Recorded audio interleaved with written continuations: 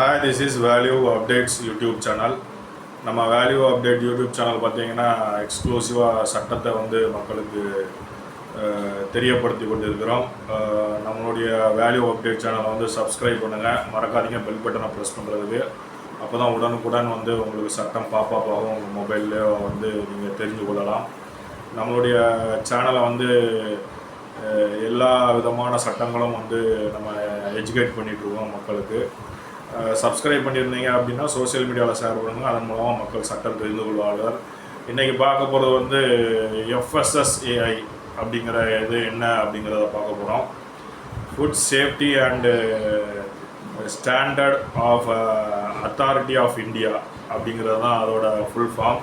அதாவது இது எந்த சட்டத்தின் கீழ் வருது அப்படின்னு பார்த்தீங்கன்னா, food safety and standard of act 2006 இந்த சட்டம் வந்தது.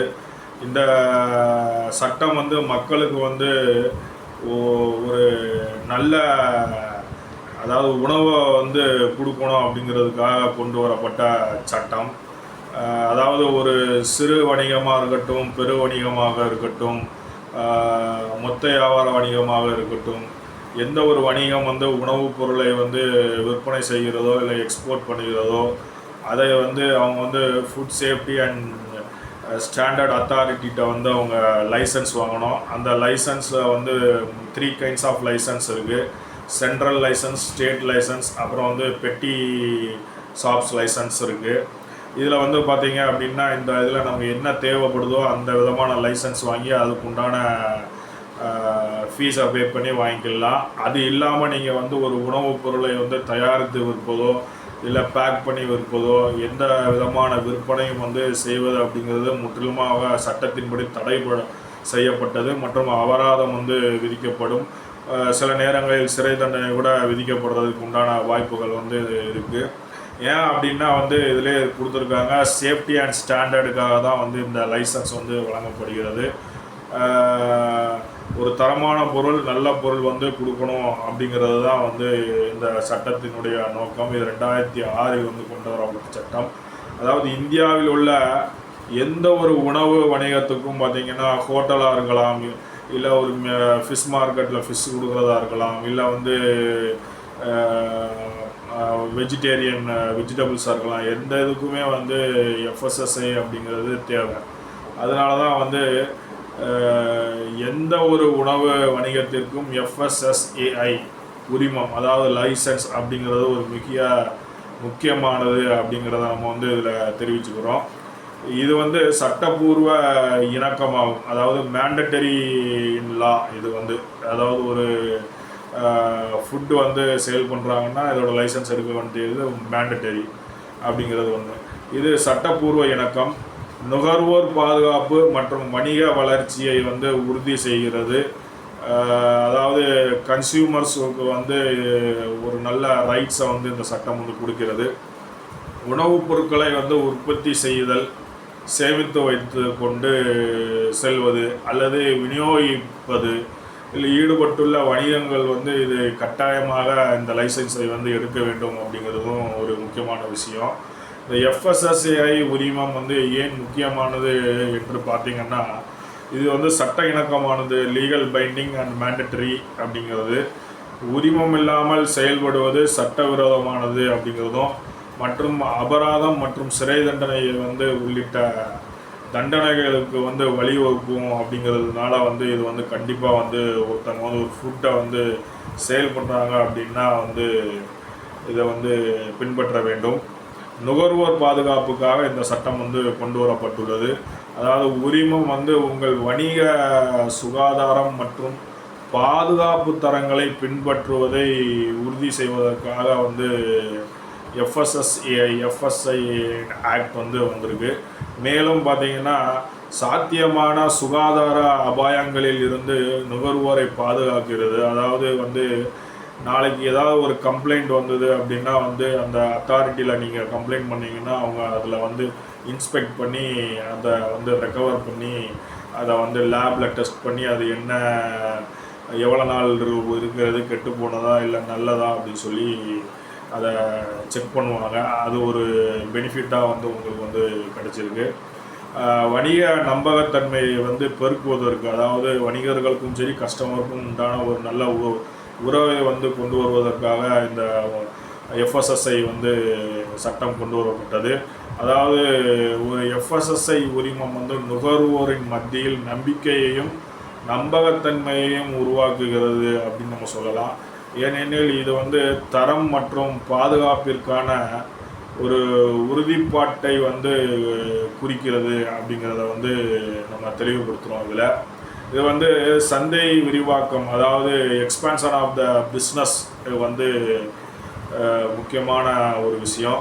பல நாடுகள் வந்து உணவு ஏற்றுமதிக்கு எஃப்எஸ்எஸ்ஐ சான்றிதழ் வந்து தேவைப்படும் அப்படிங்கிறது கட்டாயமானது. இது வந்து எக்ஸ்போர்ட் பண்ணணும் அப்படின்னா எஃப்எஸ்எஸ்ஐ லைசன்ஸ் இருக்கணும்.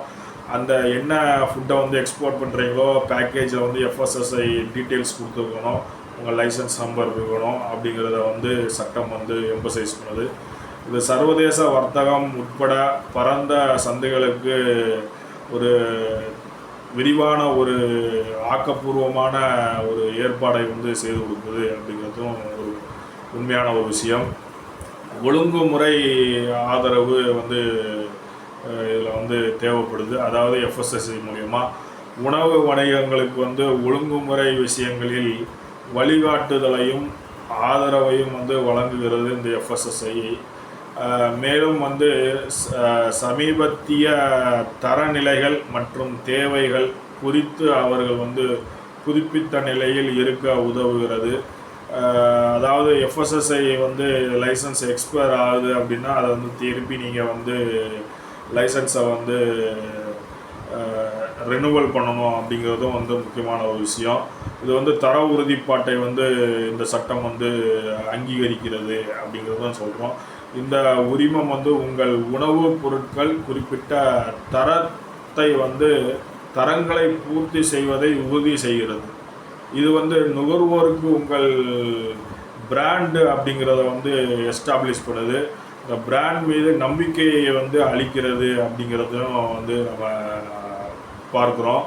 அதாவது உங்களுடைய பிராண்டை வந்து இந்த எஃப்எஸ்எஸ்ஐ தான் வந்து ஒரு பிராண்டை வந்து கொண்டு வருது.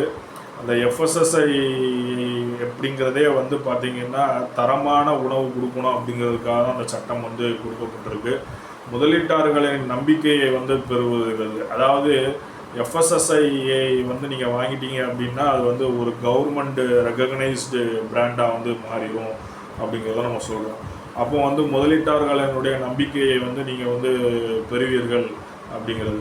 எஃப்எஸ்எஸ்ஐ உரிமம் வந்து வைத்திருப்பது வந்து முதலீட்டாளர்களிடம் இருக்கும் ஒரு நிதி நிறுவனம் நிதி வேணும் அப்படின்னா நிதி பெறுவதை வந்து எளிதாக்குகிறது.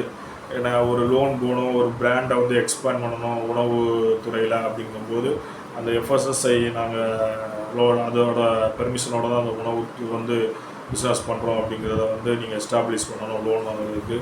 ஏனெனில் இது பொறுப்பான வணிக நடைமுறைகளுக்காக உறுதிப்பாட்டை வந்து நிரூபிக்கிறது அப்படிங்கிறதையும் நம்ம இதில் வந்து சொல்கிறோம்.